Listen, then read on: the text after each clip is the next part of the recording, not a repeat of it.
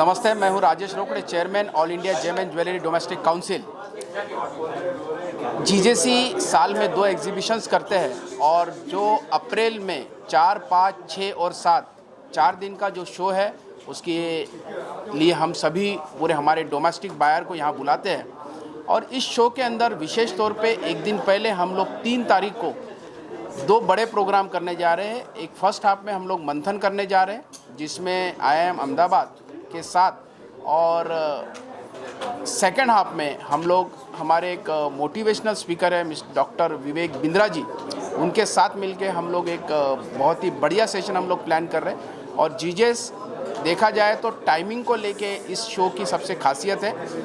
महाराष्ट्र में स्पेशली गुड़ी पड़वा के बाद काफ़ी ज्वेलरी सेल हो जाती है और उसके जस्ट बाद एक बड़ा मुहूर्त अक्षय तृतीया आता है और अक्षय तृतीया 3.5 मुहूर्त में से एक बड़ा मुहूर्त माना जाता है और पूरे भारत में इस मुहूर्त की खरीदारी होती है। और सही समय पे सही खरीदारी के लिए जाने जाना वाला अगर कोई शो है तो वो जीजेस शो है। तो बिल्कुल ऐसे समय पे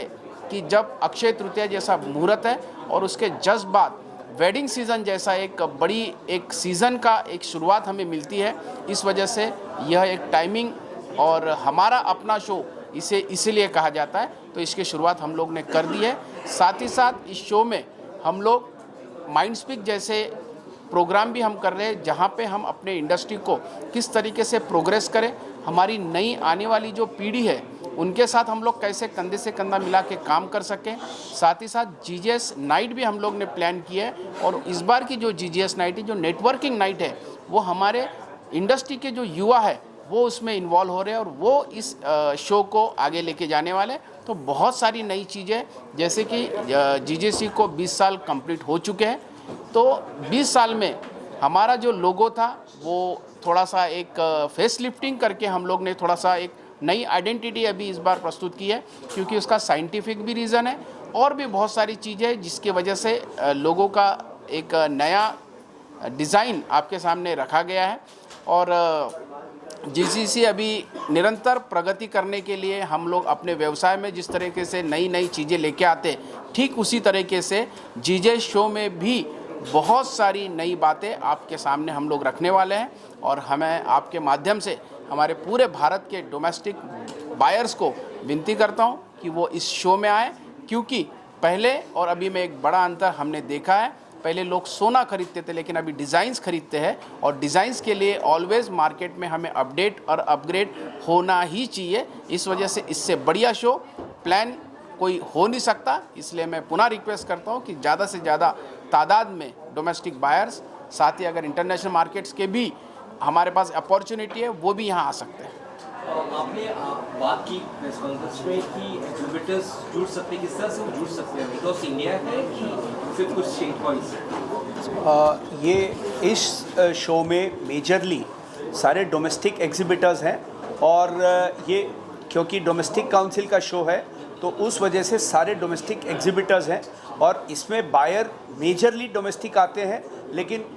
हर शो में कुछ इंटरनेशनल बायर भी आते हैं इस शो के अंदर बाइंग करने के लिए। आपने और भी कुछ इम्पोर्टेंट बात की, मिडिल ईस्ट कंट्रीज में जो फिलहाल सिचुएशन चल रही है उससे इंडिया का मार्केट गोल्ड का या ज्वेलरी का कितना इम्पैक्ट हो रहा है, पॉजिटिव वे और नेगेटिव वे, ये कहना चाहें? पॉजिटिव इसलिए है कि दुबई के अंदर जिस हिसाब से डिसरप्शन चल रहा है और दुबई में कुछ मैन्युफैक्चरिंग नहीं होता, पूरे वर्ल्ड में 20-25 कंट्री एक्सपोर्ट करती है और 50-60 कंट्री वहाँ से लेके जाती है, तो वहाँ जो अभी डिसरप्शन चल रहा है, डर का माहौल है, कब क्या होगा भरोसा नहीं है, तो उसके लिए इंडिया में अपॉर्चुनिटी है। लेकिन अक्सर देखा गया कि जब गोल्ड के रेट नीचे आते हैं तो लोग समझते हैं और नीचे आने वाले हैं और वो हरदम बस मिस कर देते हैं और वो रेट फिर से ऊपर चले जाते हैं। तो इस बार आपके माध्यम से हम लोगों को बताना चाहते हैं कि करीब करीब 40,000 रुपये नीचे भाव आए हैं, उसका अपॉर्चुनिटी उन्होंने लेना चाहिए,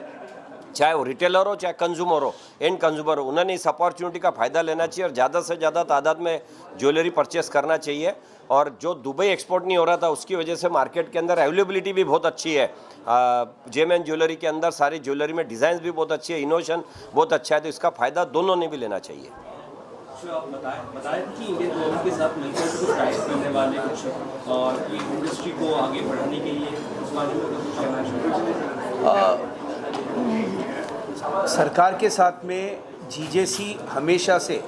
एक ब्रिज का काम करती हुई आई है और आगे भी सरकार के साथ में एक ब्रिज के जैसे ही काम करती रहेगी।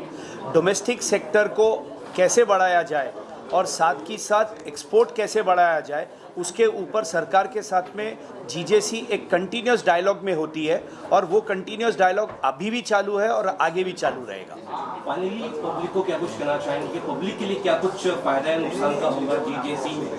जो होने वाला है अप्रैल में? देखिए, एक ही शो ऐसा है जहाँ पे कस्टमर जो मैन्युफैक्चरर और होलसेलर है उनके लिए जो कस्टमर रिटेलर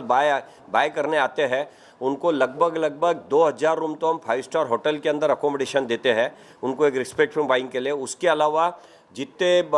3 और 4 स्टार होते हैं उसके अंदर भी अकोमोडेशन देते हैं। पहला शो है जहाँ पे पानी से लेके चाय से लेके खाने तक के सारा उन लोगों का ध्यान रखा जाता है। इंडिया में एक कंसेप्ट पहली बार अब जीजेसी ने लाया है कि लंच भी हम पूरे विजिटर्स लोगों को सर्व करते हैं और क्योंकि हम इससे जो पैसा अर्न करते हैं वो पूरा का पूरा उन्हीं लोगों पे खर्चा कर देते हैं, क्योंकि जीजेसी जो है रियल मायने में नॉन प्रॉफिट मेकिंग ऑर्गेनाइजेशन है। तो प्रॉफिट तो कमाना चाहती है लेकिन उसका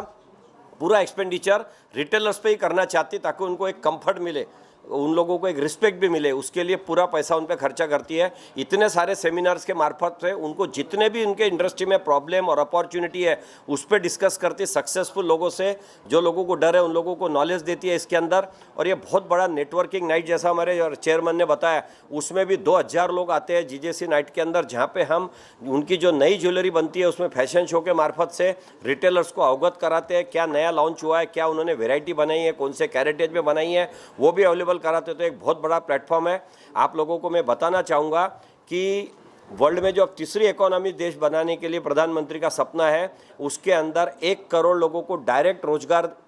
देने वाली, 5 करोड़ उस पर डिपेंडेंट लोगों को देने वाली 7 से 8% कंट्रीब्यूशन इसका जीडीपी के अंदर है। और अभी रेट बढ़ने की वजह से ये 11 से 12 लाख करोड़ की इंडस्ट्री हो गई है। और इसके अंदर सबसे बड़ी अगर कोई बात है तो इसमें अनस्किल्ड अनलिटरेट आदमी भी एक स्किल्ड आदमी होता है और 65% वुमन एम्प्लॉयमेंट होता है। आप देखेंगे जितने बड़े बड़े चेन स्टोर सभी फैमिली ज्वेलर्स ने अपना बिजनेस बढ़ाया, उसके अंदर अगर आप स्टाफ देखेंगे तो 60 से 80% स्टाफ उनका वुमेन्स एम्प्लॉयमेंट होता है। तो ये इंडस्ट्री गवर्नमेंट बहुत पॉजिटिवली लेती है, इसलिए सरकार को धन्यवाद देंगे। इतने स्लैब है जीएसटी के, लेकिन जेम ज्वेलरी के लिए 3% का स्लैब स्पेशल बनाया सरकार ने और डायमंड के लिए 1.5% का बताया। ये बताता है सरकार का ध्यान इस इंडस्ट्री पे कितना ज़्यादा है और उसको कितना प्रमोट करने चाहती है। अदरवाइज स्लैब तो 6% से शुरू हुआ था, लेकिन अब धन्यवाद देंगे कि हमारे लिए स्पेशल स्लैब बनाया। और अभी जब स्लैब चेंज हुआ है उसमें हमारे स्लैब को कोई धक्का भी सरकार ने नहीं